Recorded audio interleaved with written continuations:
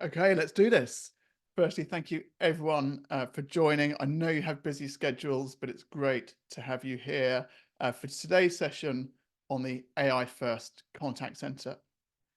This is a concept, a vision, now a reality that we first launched at the conference circuit back in May in Denver, and we've been developing this concept and delivering on this concept in the 6 months that has followed.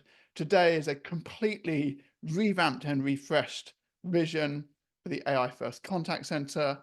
And I want to say a particular thank you to Cisco for sponsoring this session. We will be touching a little bit on how this vision can be delivered within a Cisco environment, but this is a broad vision that's relevant to whichever contact center you happen to be using. Let's first begin with why. Why are we here? Well, this is the reason that I'm here. This is a ZX Spectrum 48K.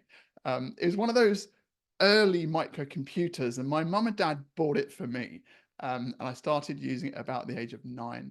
And my brother loved playing games on it, but I didn't like doing the things my brother did, so I enjoyed programming it. And one day, my mum and dad bought this little box that you could put in the back, and it could make speech sounds. Just listen to this. Hello everyone. Hope you have a nice day today. Check that out, hey? Amazing. For those, I know we have a quite a US dominated audience today, and that was a British accented ZX Spectrum. So it said, hello everyone, hope you're having a nice day. Clearly, as you'll see today, we've come a long way. But this was the start for me, and it really sparked my interest. And I tried to build chatbots and make it understand me as well. It was really hard to do. But last year, just a few months after the launch of ChatGPT, me and my team cracked the code on how to deliver task-based automation using the new generative AI models. Now, this is pretty old now, but let me give you a quick flavor of what kicked off this whole AI first contact center vision. We figured out that by carefully controlling the context, the input that you put into generative language models, we could get it to stay right on task and have a really flexible interaction with customers. As you can see in this demonstration, the customer has said they're expecting an order, but they've got to go to the vets. They haven't said they're not going to be in, but the system has figured out from the meaning of that sentence that it needs to reschedule way beyond anything that was possible with classic conversational AI technology. Then it takes us through a pretty standard authentication process. And now what it's done is it's translated the conversation so far into a request to the back end. It's pulled back information, and then it's converted that back into natural language to respond. And yes, you've got a vivid red Bluetooth speaker that's expected today. Let's reschedule it. And it's found a slot that works for them. But the customer's like, actually, can you just confirm if there's anything else in that order? And this is important for the customer because maybe they wouldn't stay in for the red speaker, but there might be something else they were hoping to get that they would stay in for. And this is a typical diversion that we see in contact center conversations with human agents. No, it's just the vivid red Bluetooth speaker. And now the system is bringing the customer back onto task. Should we proceed with rescheduling that delivery?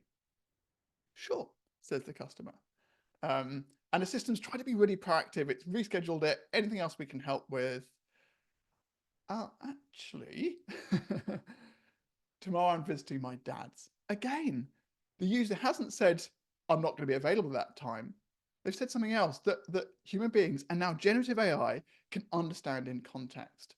And now it's come up with some other options for the customer. Every time it's translating the whole context of the interaction into requests to the back end and then translating those responses into really natural contextual responses for the customer. And now I love this just to show the difference when we use Gen AI in automation. The customer saying, actually, you work around me. I work this schedule. Can you find a time that works for me?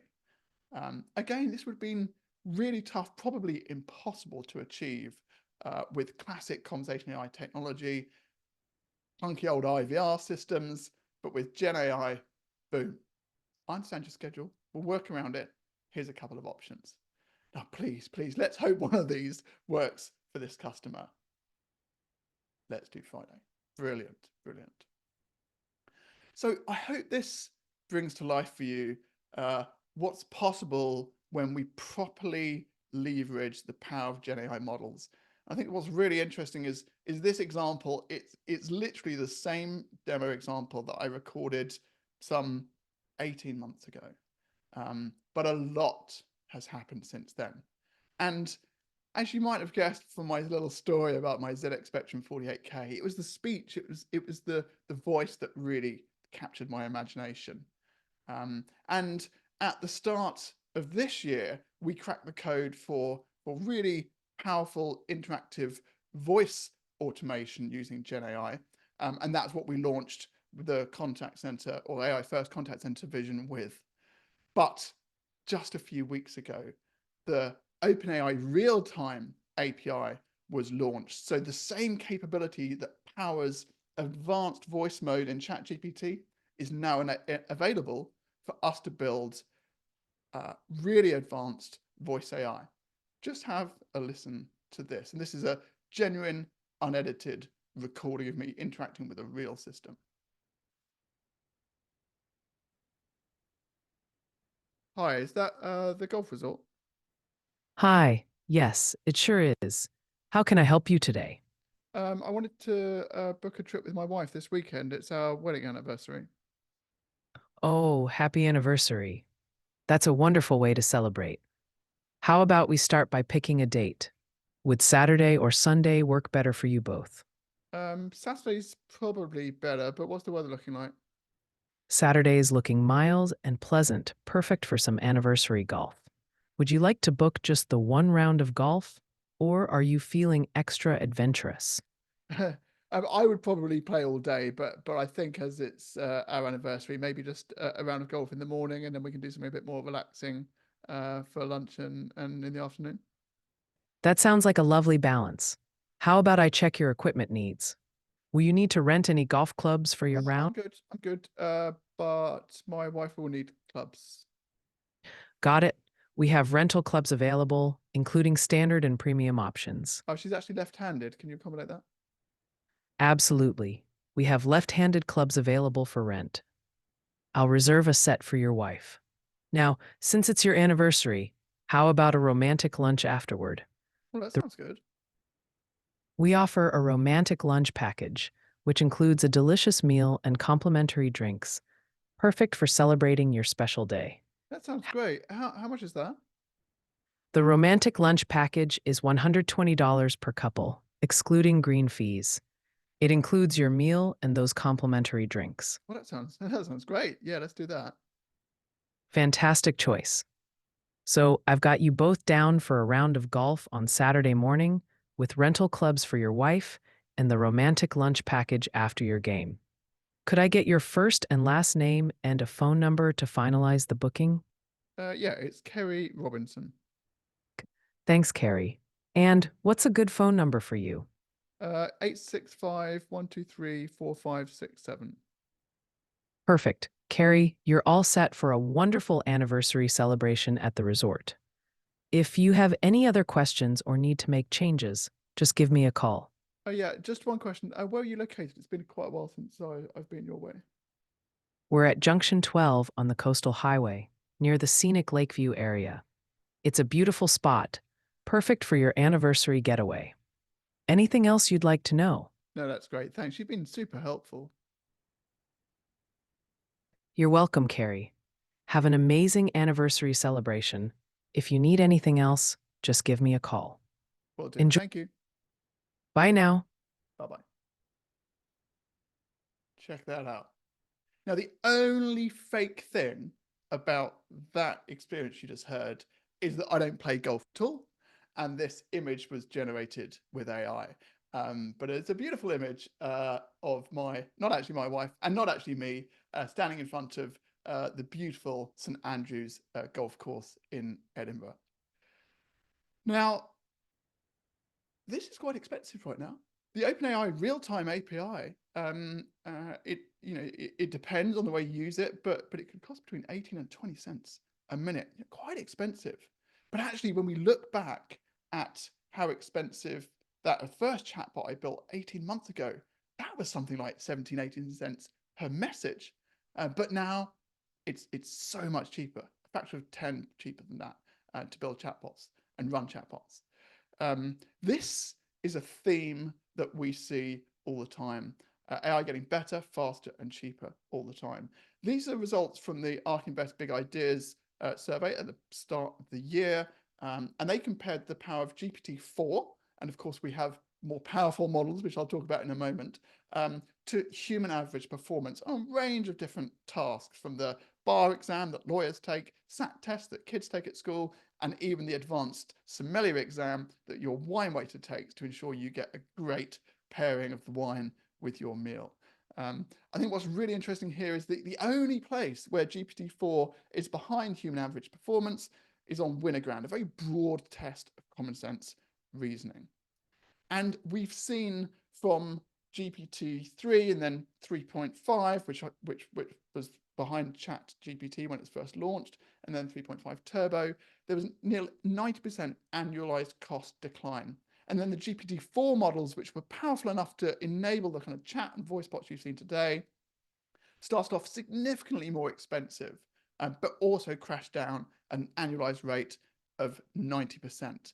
And with the GPT-4o models that were launched earlier this year, better, faster, and cheaper again, confirming that average 90% annualized cost decline for the GPT class models.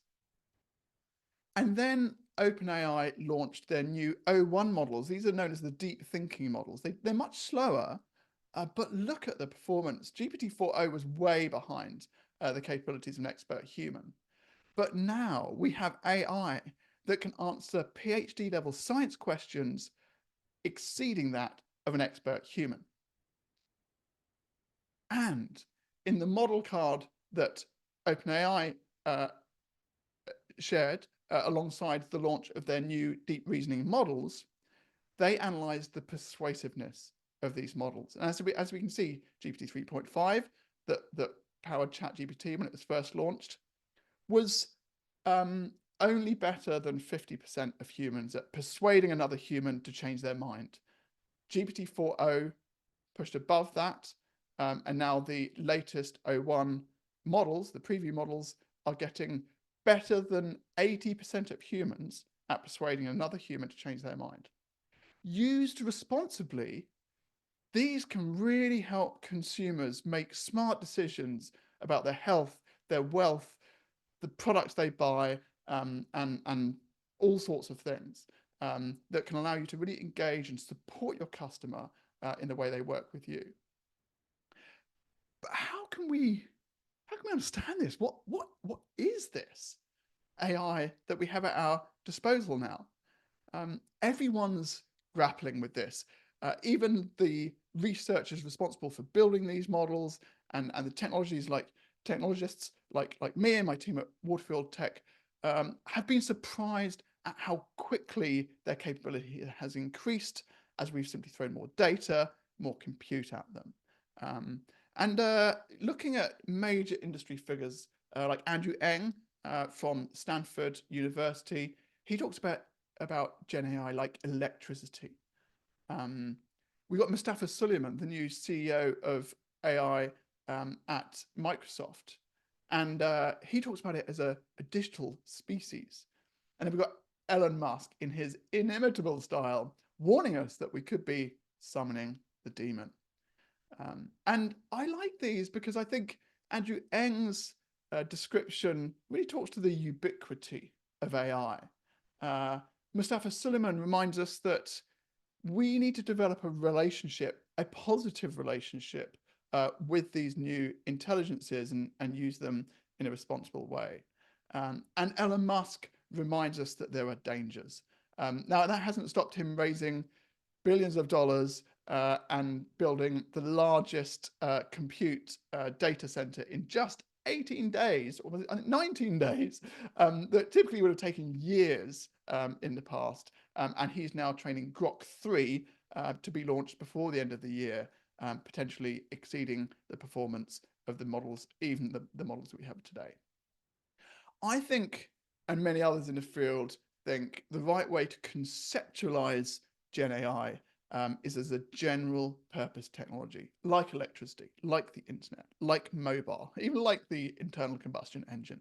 These are technologies that transformed businesses, birthed whole new markets and industries, and was the death knell for other industries and businesses that failed to adapt. So that's why we're here. The world has changed. And now I want to really address, why should you act now?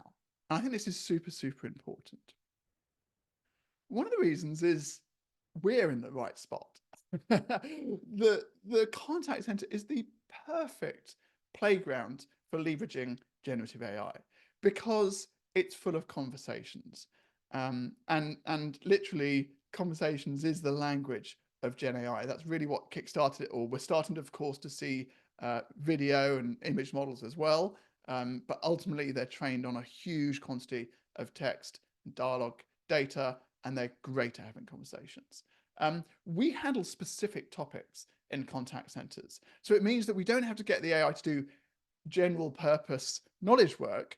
We can focus it on specific targeted topics that our customers need help with and our agents need support on.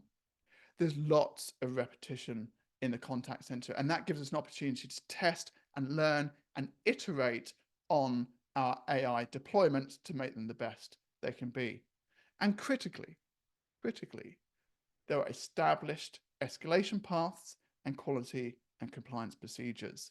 And this is important, as we'll see, because Gen AI isn't scripted. That's part of the power, that we can leverage the context of the conversation, have very personalized, engaging, empathetic responses. But it also means that they can say something you don't expect, that you can't just apply normal quality assurance processes to them.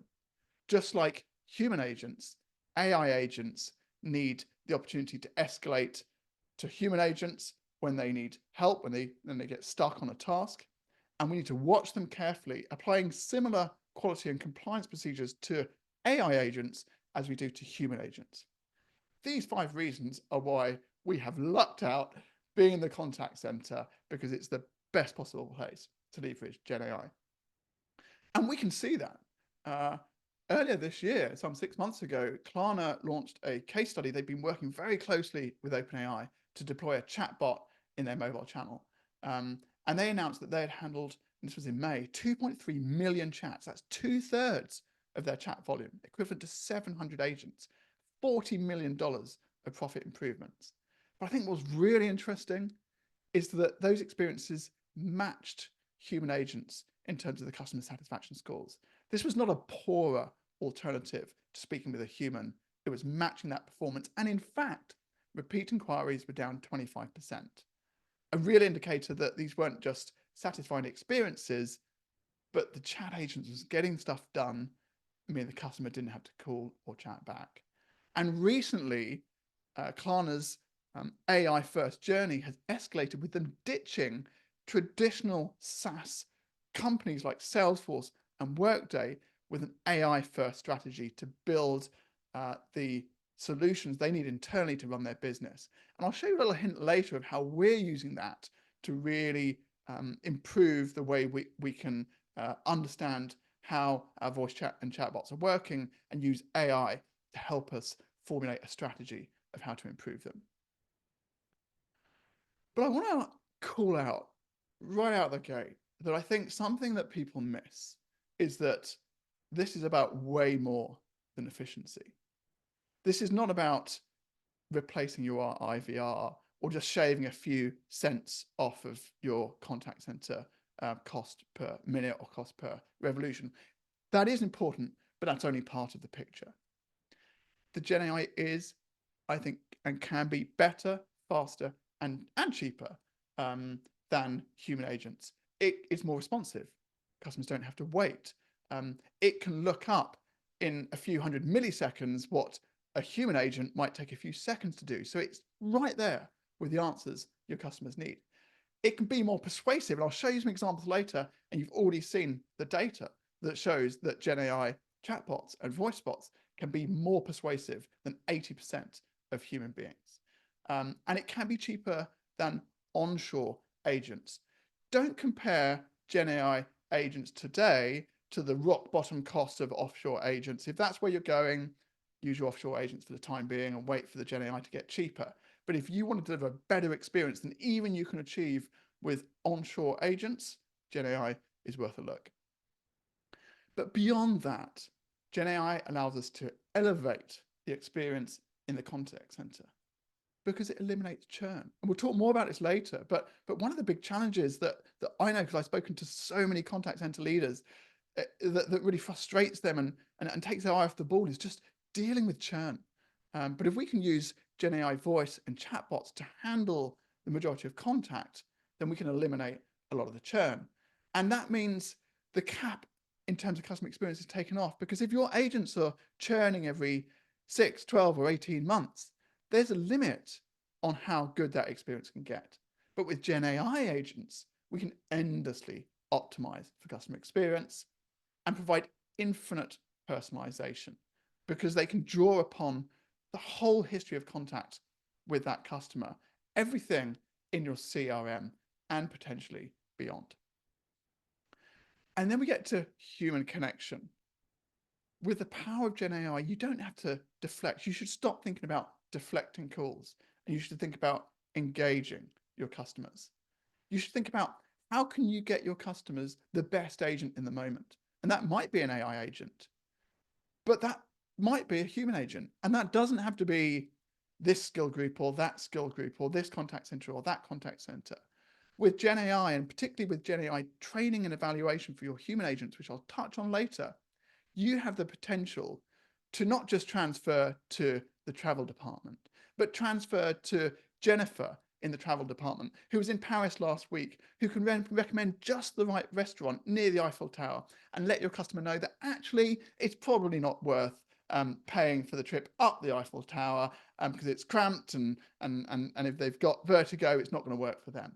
That's the kind of human connection that Gen AI makes possible. And there's a great case study I'll cover later in terms of about how IKEA have really lent into this, up-leveling human roles by replacing the more frustrating, more repetitive roles with voice and chat agents.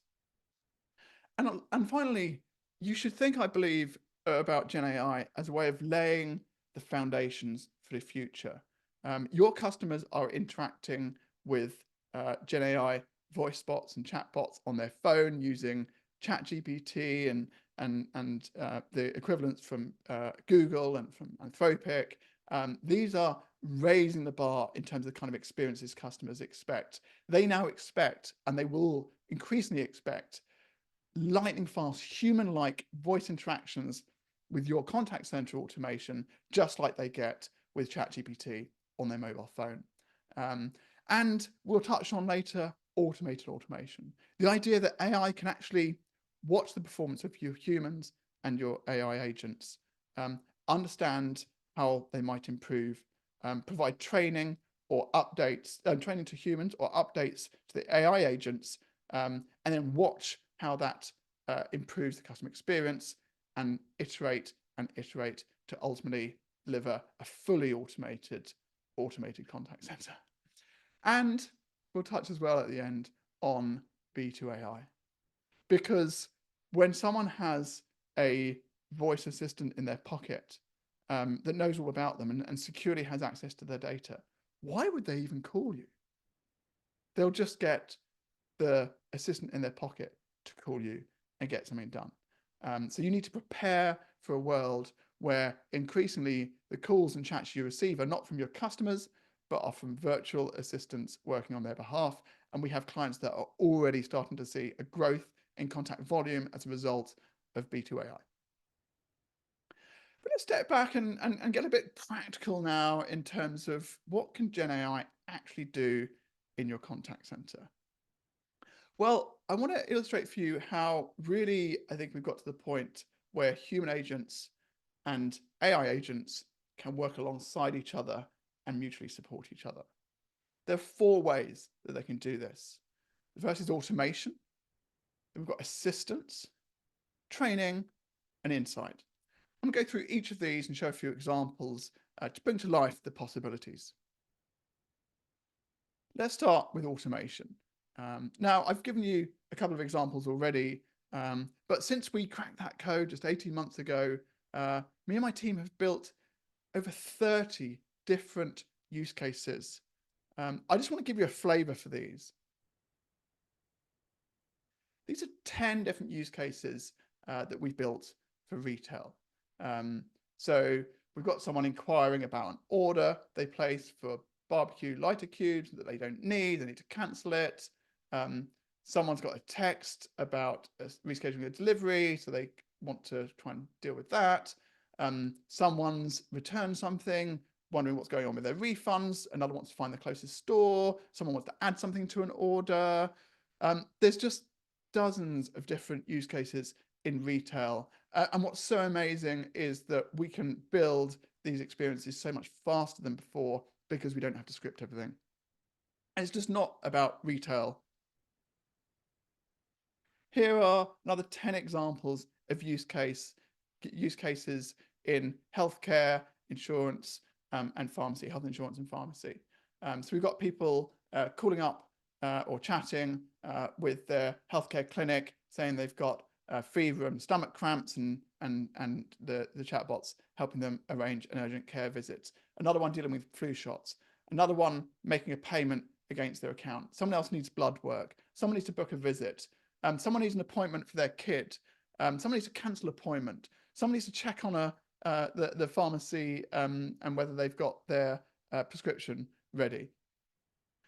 And dozens more. Again, just I think showing that Gen AI isn't a one-trick pony. It really can work across all sorts of different use cases in retail and healthcare. And I'll save you from another 20 or 30 different use cases, but we've got them in insurance and we've got them in state, local government too. I want to pick out a very particular voice bot example that I'm really, really, really excited about. Something that is common across retail and insurance and healthcare and SLED is collections, getting people to pay the money they owe. When I talked about earlier going beyond efficiency, I think this is such a great example. Not only is this more efficient, I believe it can be more effective, and it's driving cash flow in your business. And it's doing it in a really engaging and empathetic way. Again, this is a completely unedited interaction with a Gen AI powered voice bot that's made a call to a customer, trying to get them to agree to make a payment that's overdue. Have a listen to this. Hello? Oh, hi. I'm looking to speak with Diego. Is he available? Oh yeah, speaking. Great, Diego. This is a virtual agent from Waterfield Pay. Do you have a moment to discuss your account? I was just about to go out, but I've got 5 minutes if we can make it quick. Perfect, Diego. I'll keep this short. We were expecting a payment of $200 by the 19th of October, but it looks like it hasn't gone through. Is there any issue that's causing this delay? Yeah, I'm sorry. It's been really tight this month. Yeah, I just wasn't able to make that payment. I understand things can get tough financially. Is there any chance you could make a partial payment? Even a small amount can help maintain your credit line and avoid additional fees. Yeah, I probably could do something by the end of next week. Would that be all right? Okay, I appreciate you looking into that. If you could make at least a partial payment by Tuesday, October 29th, that would help keep things on track. Is there a Would you? minimum I need to pay? Yes, the minimum payment we can accept is $20. Making that payment by Tuesday would be really helpful. Can I count on you to make that $20 payment by then? Yeah, no, I can do that. Yeah, fair enough. Fantastic. Thank you. I appreciate you working with us on this. If you have any questions, feel free to reach out. Have a great day, Diego. Yeah, what's the best way to make the payment? Can I do it over the phone? You can make the payment online through your Waterfield Pay account or by using our mobile app. If you'd prefer to pay over the phone, you can call our payment hotline at 0800 200 2222. All right, thank you. You're welcome. Take care, Diego. I think this is a really great example of the power of Gen AI voice bots. And just this last week, we went live with the deployment of exactly this use case. And we're getting some great early results from that. We got a huge level of interest in this use case. And one of the reasons it's great is that it's something you can deploy somewhat separate from your existing infrastructure. So it avoids a lot of the integration headaches that can sometimes make new platform deployments a challenge. And like I said, it's not just about efficiency, it's about engaging customers, being empathetic, persuading them, maintaining compliance. You'll notice there that the voice bot was very careful to point out that it was an AI agent, but did it very subtly, so it didn't interrupt the flow. And in that way, we can ensure it's in alignment with things like the EU AI Act and the AI Framework Act that's affecting the US, UK, and Canada. Let's move on to assistance. Now, I know a lot of people are excited about the idea of agent assist, using AI to assist agents. But to be honest, I've been skeptical for a long time. A lot of people, when they think about agent assist, this is an example straight out of the Google documents for their contact center AI. It's about providing simple surface level suggestions, maybe an article or a process document that's relevant to the interaction. And when I've really pushed vendors with this type of technology, they've really struggled to provide solid ROI data on it actually moving the needle for their customers. My mind was changed a little bit May last year when we saw some results of an academic paper where they'd used Gen AI to train a new AI model based on the interactions of their best agents with customers in a technical support scenario. And then finally, we got some really positive statistical results. Those agents resolved 14% more tickets. I think critically, after 2 months, the agents that got the AI assistance were equal in their performance to unassisted agents with 6 months tenure. I think this is really cool, and this is something we see a lot, is that Gen AI really lifts everyone, but especially lifts those less experienced workers. And so I think it's a real level, and I love that. But the challenge is, this is quite exciting last May, but as you've seen, we've got the capability to do really powerful Gen AI chat and voice automation now. So the bar is higher in terms of the kind of assistance we need to give agents, because human agents are going to only be dealing with the really hardest of cases.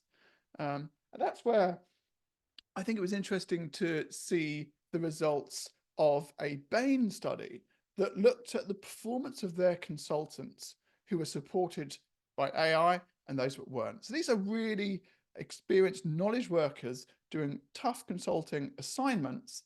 And those that were supported by AI were 25% faster and 40% better than those not using AI. And again, we saw that the below average consultants, those less experienced consultants that typically would perform not as well on these tasks, actually got a higher increase in their performance than those more experienced consultants, again, lifting the more experienced and the less capable in the workforce to a higher level of achievement. So I think this is where you should be focusing on when you're thinking about agent assist, not surface level suggestions, but how can you really empower your senior agents with AI knowledge worker support? So think more like Microsoft Copilot, Amazon Q, rather than surface level suggestions, which really are now the domain of automation. Now I want to talk about training. And this is really interesting, and it's something we kind of fell into. We weren't really expecting this, but that collections that Waterfield Pay bot that I showed you earlier on, before we deployed that, we needed to make sure that it was really performing well, and to do that, we created a simulation bot that created lots and lots and lots of conversations. So literally one chat bot talking to another, one voice bot talking to another. And then we created evaluation agents that would look at those interactions and consider how good they were and whether there are any challenges from a compliance perspective. As a result of that, we realized we had actually created an AI training system. But actually not just an AI training system, we had created a training system. I notice we've got a question from Chris. I'll come back to you on that in a minute. So let's look at how we can use simulation to help train human agents, AI agents, practice scenarios that may not come up often or that are quite challenging. So here's me pretending to be an agent for Waterfield Pay with a really awkward customer trying to avoid paying. Have a listen to this. Oh, hello, it's Kerry from Waterfield Pay. Can I speak to Danielle Palmer, please?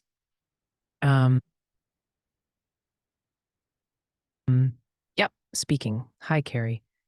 Oh, hi, Danielle. What's this about? Yeah, we noticed that you had purchased a PlayStation online a few weeks back using the Buy Now, Pay Later scheme from Waterfield Pay. And we were expecting the payment to come through on Friday, but we've not seen it yet. Just wanted to check if everything was okay.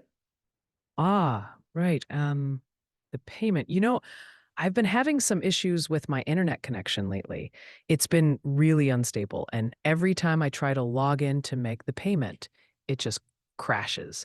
Can you maybe um, give me some other way to sort this out? Maybe a different payment method because Yeah, we can accept payment over the phone. I can do it now if you'd like. uh, hmm.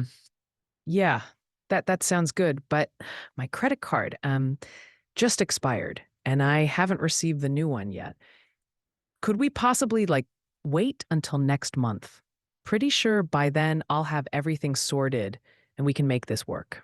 What do you I'm think? sorry, yeah, Danielle.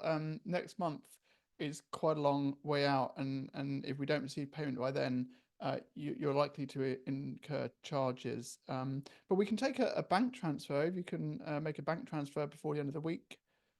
A bank transfer sounds more complicated than it is with, Oh, I can talk you through it. It's not difficult, really.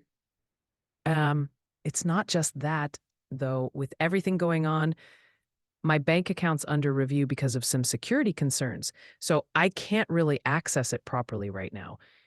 Can we revisit this whole payment issue, say, end of the month? Hopefully, all this mess will be sorted by then.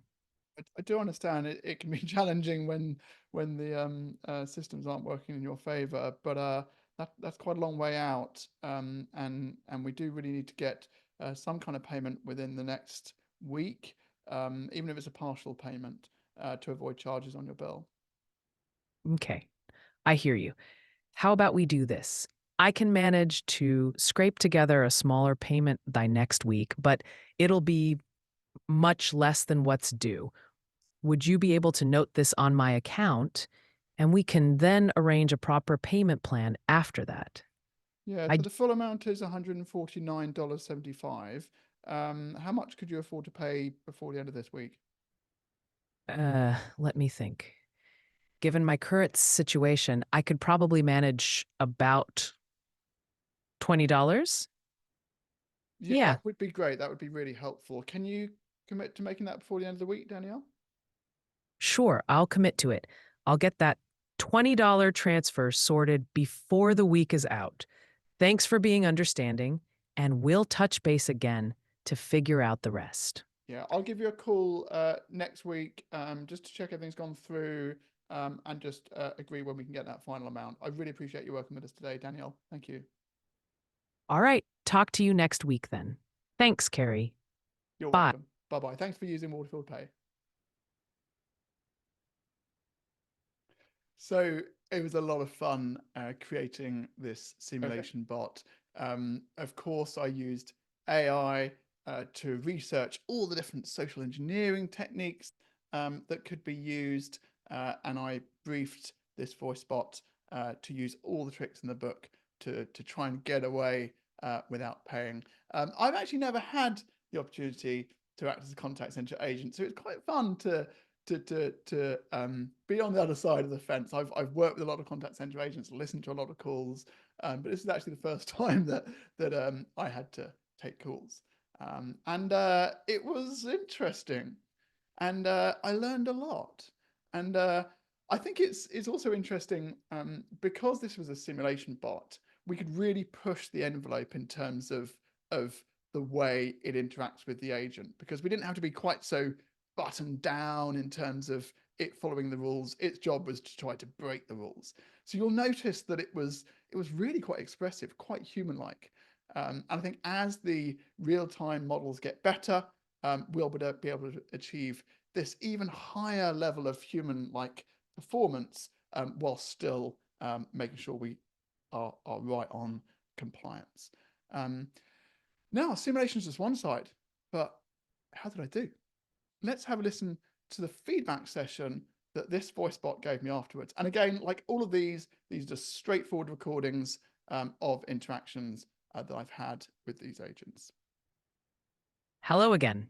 This is your feedback session. You maintained professionalism and were persistent, which is great. Let's talk about how you felt that call went. What do you think went well, and where do you feel there could be improvement? That was quite a tough call. I'm not sure I really believed that the caller had all those issues. It sounded like she was stalling, but I felt good that ultimately we got her to agree to pay $20, which is more than the minimum payment. And so, yeah, I've put a note on her account that she's done that so that we can defer any charges. But I've also set up a reminder to call her back next week to make sure that payment's gone through and get an agreed date for the final payment. That's a solid strategy. Your persistence paid off in securing that $20 commitment. Given how the caller seemed to be stalling, getting them to agree to any amount is a win. You were also right to plan a follow-up for that final payment. Maybe next time, focusing on the urgency of the payment could help. Anything else you'd like to discuss?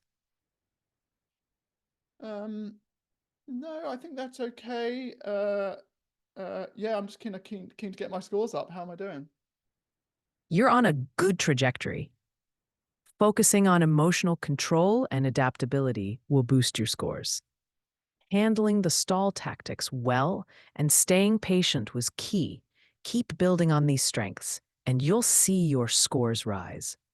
Looking forward to seeing your progress. Anything else on your mind? Yeah. So what did I get out of 10? For this call, based on my observations, I would rate you quite well in these areas. Emotional control, 4 out of 5. You stayed calm and polite throughout, despite the challenging evasive tactics used by the customer. Persistence, you consistently guided the conversation back to the need for a payment. Adaptability, 3.5 out of 5. You did well, but next time, anticipate the customer's excuses a bit more quickly to counter them. Knowledge and response, 4 out of 5.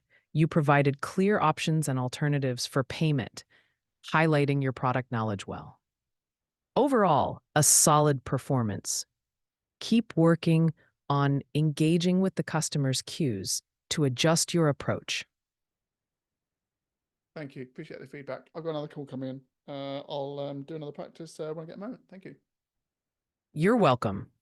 Good luck with your next call, and I look forward to our next session. Take care. I think this could be a game changer, because what this means is that we can help agents practice in a safe environment, but we can do it in a continuous and in context way. So you can potentially interleave real customer calls with practice calls. You can even do those practice calls relevant to a previous call that maybe didn't go so well. This is how we can really elevate human agents so they can more quickly become those senior agents supporting the voice and chat AI agents. I want to touch on insight now, because this is super important, because insight is what is going to drive your strategy and your AI's first contact center transformation. Forget about dashboards, forget about sort of clunky old databases. You can now chat with your data. And this is an example for another deployed customer where they have a website chatbot that is interacting with their customers, supporting them around questions that they have on their products. And this is the view we give to the team that we're working with here. And it's, you know, it doesn't look particularly pretty because the focus here is on the data. And essentially this is a GPT. This is on the OpenAI platform. And the customer can interact and ask questions like, how many threads, that's the conversations, did we have during this period of time? And it gives the answer. Great, give me a pie chart. And it analyzes the data, creates a pie chart. Give me a summary of all the unsolved discussions between the 28th and the 30th. And there we go. So, you know, I always found the problem with dashboard and reporting is you'd create a great dashboard, you create a great report. And the next thing my client would say is, but what about this? Because as soon as you see data, you've got another question. But when you can chat with your data, it can answer you. And we're going beyond just chatting with the data generated by those interactions, and we're enriching it too. So we're taking logs of conversations that customers have had with this chatbot, which is based on OpenAI. We're populating that information into Neo4j. It's a graph database. And then we have other AI agents going in and enriching the data in the graph database, adding evaluations and summaries and other information relevant to those interactions. And then the customer, our client, can interact using a GPT to generate queries into that Neo4j database and produce enriched answers and visualizations. I really think this is the future of understanding how your contact center is performing, not any static report or dashboard. Just like GenAI allows your customers to chat with your systems and your CRM and your backend APIs and your knowledge, GenAI allows you to chat with the data that comes from all those interactions. So what does this mean for your business? Well, with an AI-first contact center, with AI-driven insights, we can really understand what's going on. We can identify new strategies. How might we improve? And in fact, that example I showed you just now, one of the questions you can ask is like, how would we have handled that better? And it'll come up with some ideas.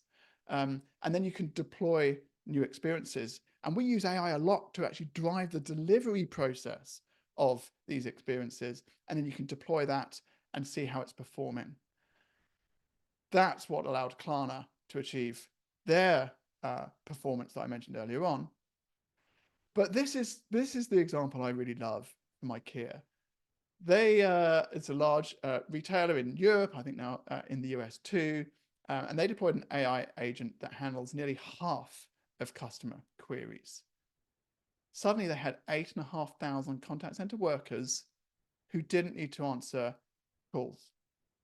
And rather than making them redundant, they retrained them as interior designers, and now they provide interior design through phone and video, generating $1.4 billion of revenue in 2022, or the financial year 2022.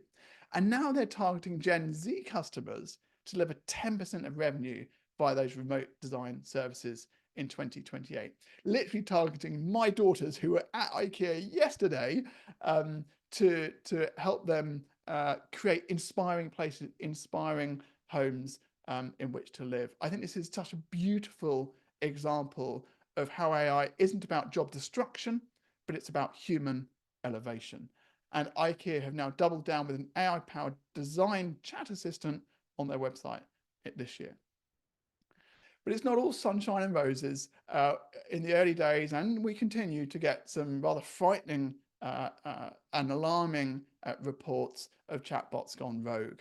DPD, a delivery service in the UK and Europe, had a disgruntled customer deliberately steer their chatbot astray, get it to swear and make up rude rhymes about how terrible the company was. And of course, that went all over Twitter. Very embarrassing. But that was a customer who was deliberately steering it off track. But we've got Air Canada, who had a chatbot they deployed, and a poor bereaved customer interacted with that chatbot, and it made up a policy of refunds for bereaved customers who couldn't fly. And Air Canada went to court to try not to honour that offer that chatbot made, and quite rightly so, I believe. The courts held against Air Canada, and they had to honour the process, the offer that chatbot made. Now, I think there's a couple of lessons here. Firstly, Gen AI isn't scripted. It will say things you don't expect, but these systems weren't guardrailed like the ones that I've shown you today are, and that we deploy are. They haven't gone through the iterative simulation and eval and improvement that ensures that these systems are safe. They haven't done the automated red teaming like I showed you with that human training agent example on their chat and voice bots. But if you do the right thing, you can avoid these situations. But you should remember that you are responsible for what your chatbot or your voice bot says or does. And that's why you need to think very carefully about how you build it. It's actually not difficult to create demonstrations like I've showed you today, but to get from prototype into production, that is really difficult. So let's quickly talk about what that path looks like and where you might end up. The key thing is don't go shopping, go on a journey. And this is where me, my team, and Waterfield can really help. We're your AI outfitters to guide you on your transformation journey, your delivery journey, the technology, of course, but also the results that will feed into an iterative cycle of building momentum towards an AI-first contact center. We advise customers to start now, as I've explained, but to start small too. And building Gen AI voice and chatbots is very different. It's much more like onboarding humans into your team. You've got to frame the problem. What's the vision, your mission, your objectives, your strategy, and your tactics? Are you going to first start with automation, or are you going to start with training your agent? What's the impact going to be? Then you've got to discover a use case that will let you punch through into production, address all of the compliance and technical and other issues that are blocking you right now. So find a use case that's valuable, feasible, and is going to really inform your journey. And then create a concept demo like those that I've showed you today. But there you're really focusing not on specifying and designing it, but understanding the objectives and the key results that the agent is going to try to achieve. What are the standard operating procedures that your human agents use that your AI agents need to apply? And then provide them with the tools and the instructions that allow those agents to get things done. And then beta test. So have other stakeholders in your organization or even end customers come in and interact with and test the system. And that puts you in a position to make a smart decision on what is the right platform. What team do you need to get this live? And what partners might you want to add into your ecosystem to make it possible? So start now and start small. And then you can roll out and scale up. Integrate with your contact center and telco, your backend, your CRM, and your business processes.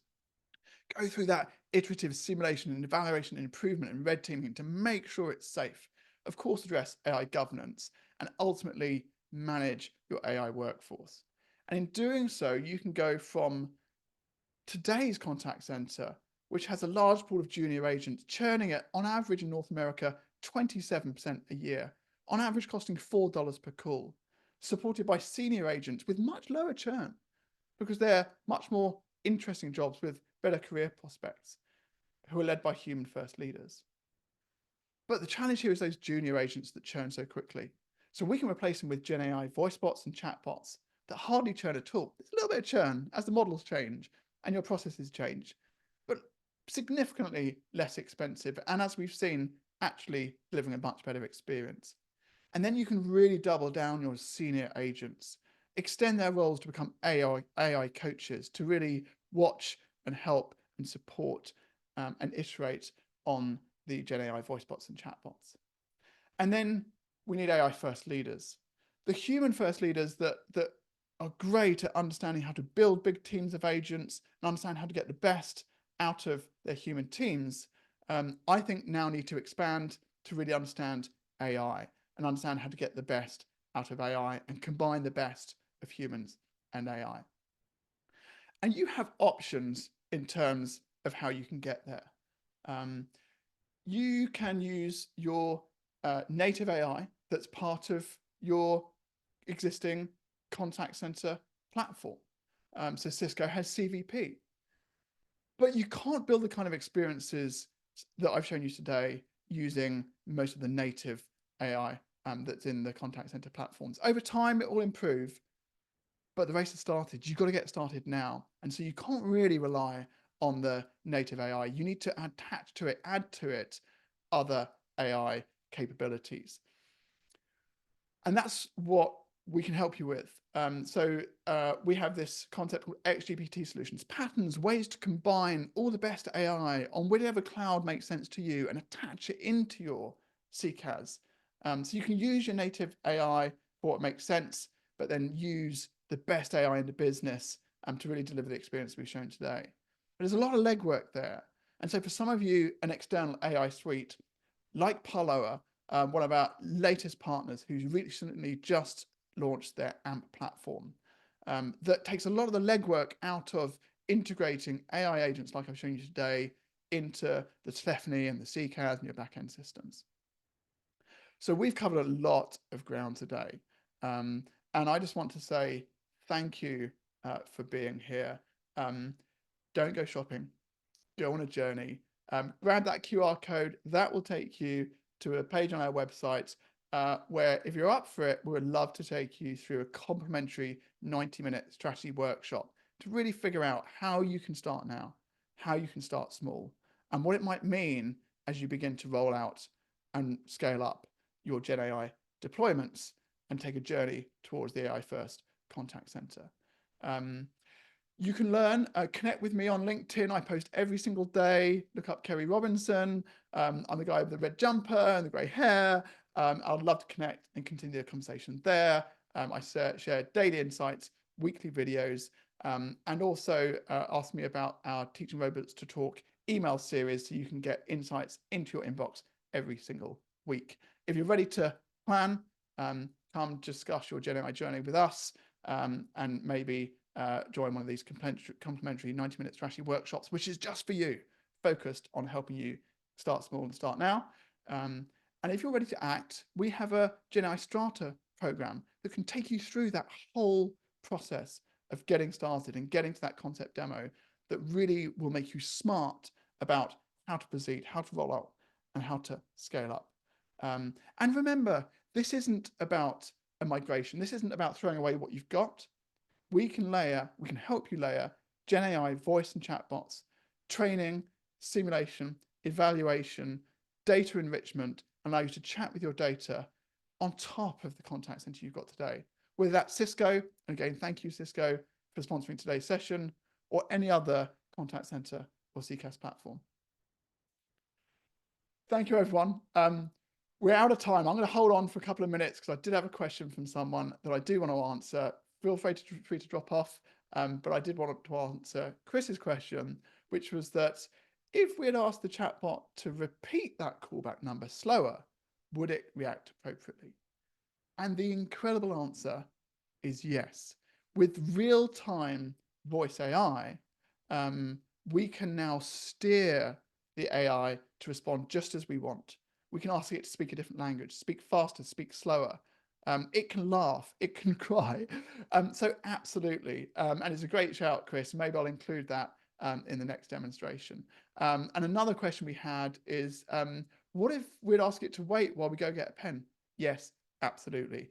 So that voice bot I showed you that does the payment collections, if you tell it, oh no, I'm not Diego, he's out in the garden, wait a second, it'll say, no problem, I'll wait.